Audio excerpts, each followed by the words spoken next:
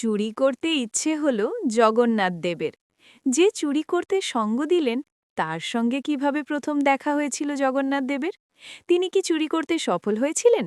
এই সব কিছু জানার জন্য এই ছোট্ট গল্পটি পুরোটা শোনার অনুরোধ রইল। ভালো লাগলে একটি লাইক করবেন ও এই ধরনের নতুন নতুন গল্প শোনার জন্য সাবস্ক্রাইব করে আমাদের পাশে থাকবেন। শুরু করছি গল্প জগন্নাথ দেবের কাঁঠাল চুরি। লেখিকা সোনালী সরকার। অনেক কাল আগের কথা। মাধব দাস নামে এক পরম বৈষ্ণব ভক্ত প্রথমবার শ্রীক্ষেত্র পুরীধামে এলেন। কিন্তু মন্দিরের কাছে এসেই তিনি থমকে দাঁড়ালেন।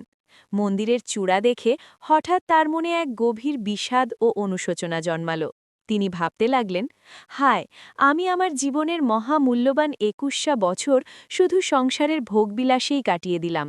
প্রভুর চরণে তো মন দিলাম না। এখন আর এই পাপী শরীর নিয়ে আমি প্রভুর সামনে যাব না। এই অভিমানে তিনি মন্দিরে প্রবেশ না করে সোজা সমুদ্রের তীরে চলে গেলেন। সেখানে বালুচরে বসে প্রতিজ্ঞা করলেন, এই জীবনে আর কিছু খাব না, প্রভুর দর্শনও করব না, এখানেই প্রাণত্যাগ করব। এভাবে একদিন দুদিন করে টানা ৩ দিন কেটে গেল। মাধবদাস অভুক্ত অবস্থায় পড়ে রইলেন। এদিকে মন্দিরের ভেতরে ভক্তের কষ্টে ভগবান জগন্নাথের মন চঞ্চল হয়ে উঠল। যখন মা লক্ষ্মী প্রভুর জন্য ভোগ নিয়ে এলেন, জগন্নাথদেব মুখ ফিরিয়ে নিলেন। মা লক্ষ্মী চিন্তিত হয়ে জিজ্ঞেস করলেন, প্রভু, আপনি প্রসাদ গ্রহণ করছেন না কেন? জগন্নাথদেব বললেন, দেবী, আমার এক পরম ভক্ত ৩ দিন ধরে না খেয়ে সমুদ্রের পাড়ে পড়ে আছে। সে না খেলে আমি কি করে খাই? মা লক্ষ্মী বললেন, ঠিক আছে, আমি এক্ষুনি তার জন্য প্রসাদ পাঠানোর ব্যবস্থা করছি। প্রভু বললেন, না, অন্য কেউ নয়, আমার ভক্তের মান ভানাতে আমি নিজেই যাব। এরপর স্বয়ং জগন্নাথ দেব একটি ছোট্ট সুন্দর বালকের রূপ ধারণ করলেন।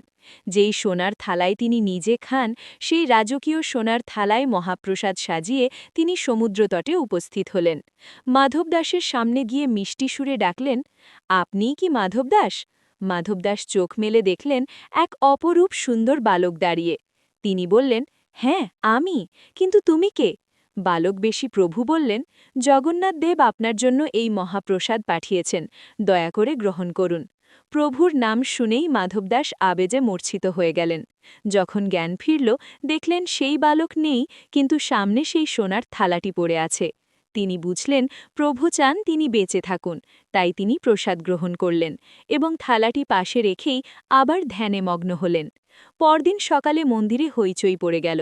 প্রভুর সোনার থালা গায়েব। পাণ্ডারা খুঁজতে শুরু করলেন। তখন জগন্নাথদেব পুরীর রাজাকে স্বপ্নে দেখা দিলেন এবং বললেন, আমার ভক্ত মাধবদাস সমুদ্রতটে আছে, আমি তাকে নিজের থালায় প্রসাদ দিয়ে এসেছি, যাও তাকে নিয়ে এসো। রাজা দলবল নিয়ে গিয়ে দেখলেন মাধবদাস বসে আছেন আর পাশে সেই সোনার থালা। এই দৃশ্য দেখে সবাই জয়ধ্বনি দিয়ে উঠল এবং মাধবদাসকে সসম্মানে মন্দিরে নিয়ে আসা হল। ভক্ত ও ভগবানের মিলন হল। এই ঘটনার বেশ কিছু বছর কেটে গেছে। মাধবদাস এখন পুরীতেই থাকেন এবং প্রভুর সাথে তার গভীর সখ্যতা। একদিন জগন্নাথ দেবের খুব একঘেয়ে লাগছিল। তিনি মাধবদাসকে ডেকে বললেন, মাধব, এখানে বসে বসে শুধু ডাল ভাত আর ৫৬ ভোগ খেতে আর ভালো লাগছে না। ছোটবেলায় বৃন্দাবনে কত চুরিচামারি করতাম, সেই আনন্দটা খুব মিস করছি। চলো, আজ রাতে চুরি করতে যাব। মাধবদাস তো অবাক। তিনি বললেন, প্রভু, আপনি জগতের নাথ, আপনি করবেন চুরি? লোকে শুনলে কি বলবে? প্রভু বললেন, নাম জগন্নাথ হলেও স্বভাব তো আর যায় না, আমার হাত নিষ্পিস করছে। মাধবদাস বললেন, তাহলে বলরাম দাদাকে বা সুভদ্রা মাকে নিয়ে যান। প্রভু জিভ কেটে বললেন, ওরে বাবা না, বলরাম দাদা বড্ড রাগী, ধরা পড়লে চুরি তো হবেই না, উল্টো আমাকে বকুনি শুনতে হবে। আর যদি দাদাকে বলি চুরি করব, সে তো পুরো পুরীবাসীকে ডেকে ঘোষণা করে দেবে, আমার ভাই চুরি করতে এসেছে, তোরা ব্যবস্থা কর। তখন সবাই এসে বলবে, আয় লালা, চুরি কর। এমন সাজানো চুরিতে কি আর আনন্দ আছে? তাই তুমিই চলো আমার সাথে। চুরির অভিযান ও কেলেঙ্কারি। ঠিক হলো পুরীর রাজার বাগানের কাঁঠাল চুরি করা হবে। প্রভু দুটি শর্ত দিলেন। ১. খুব দ্রুত কাজ করতে হবে, কিন্তু কোনো শব্দ করা যাবে না। ২. সবসময় চোখ কান খোলা রাখতে হবে।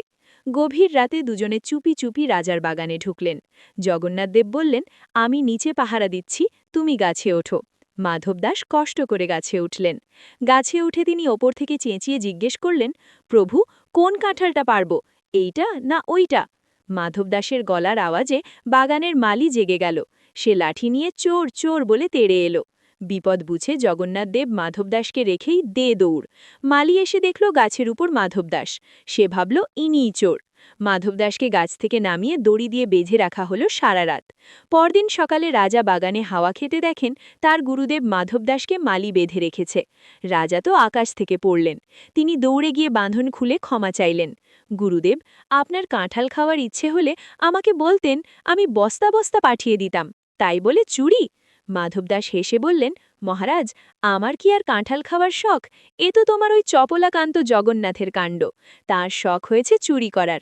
আমাকে গাছে চড়িয়ে তিনি তো পালালেন, আর মার খেলাম আমি। এ কথা শুনে রাজার চোখে জল এসে গেল। তিনি ভাবলেন, আহা, আমার কত সৌভাগ্য যে স্বয়ং প্রভু আমার বাগানে চুরি করতে এসেছিলেন। খুশিতে রাজা তখনই পুরো বাগানটি জগন্নাথ দেবের নামে দান করে দিলেন। পরে মাধবদাস যখন প্রভুর সাথে দেখা করতে গেলেন, দেখলেন প্রভু মিটিমিটি হাসছেন। মাধবদাস কপট রাগ দেখিয়ে বললেন, খুব যে পালিয়েছিলে কাল রাতে। আমি মার খেলাম, কিন্তু বিনিময়ে পুরো বাগানটা তোমার নামে লিখিয়ে নিয়ে এসেছি। এবার যাও, যত খুশি নিজের বাগানের কাঁঠাল খাও। প্রভু বললেন, চুরি তো আর হলো না মাধব, ধরা যখন পড়েই গেছি, আর কি করা যাবে। এভাবেই ভক্ত আর ভগবানের খুনসুটি আর লীলা নিয়ে দিন কাটতে লাগল।